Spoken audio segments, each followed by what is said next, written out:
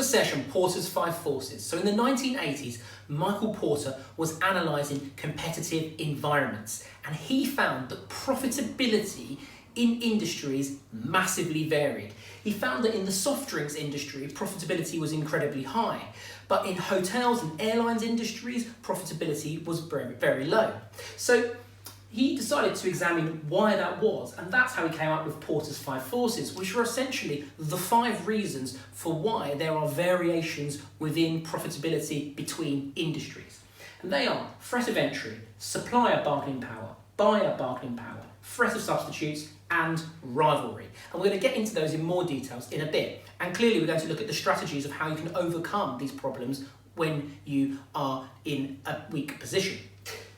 First thing to look at is the importance to managers of Porter's 5 Forces. Well, let's just take the scenario, you're an existing business within an industry.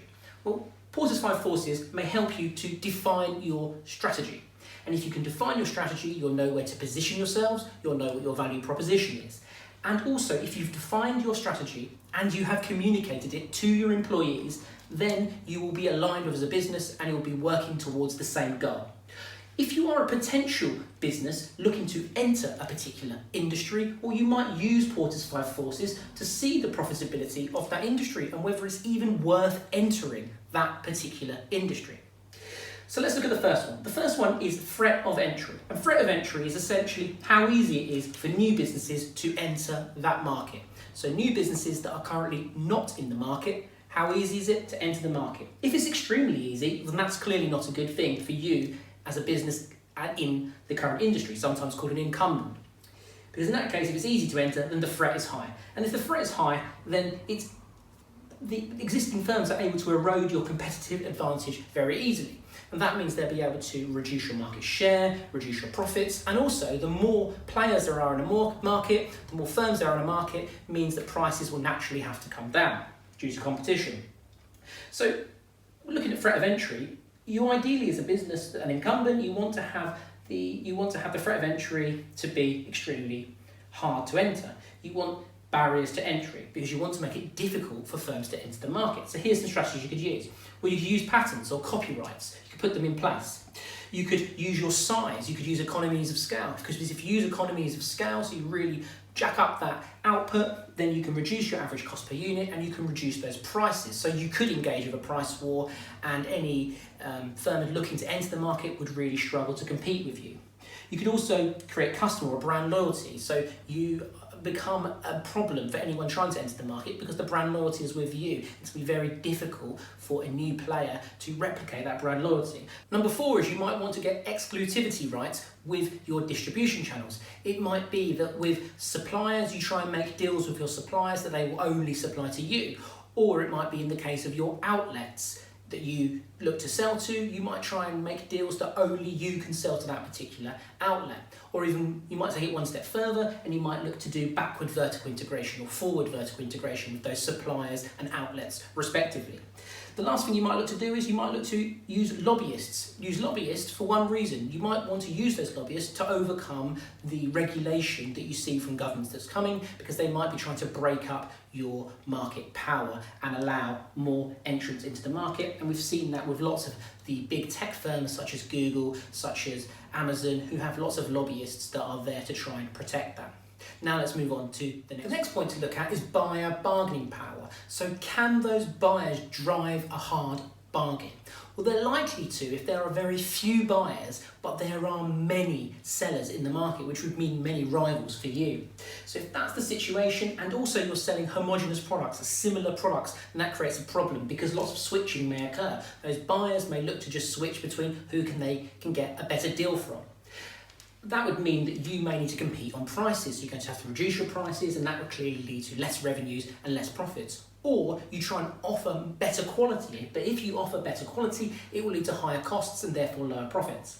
So strategies you might want to use to try and overcome problems where there is high bargaining power with those buyers. You might want to try and differentiate your product, position it differently within the market, although that may lead to those cost issues.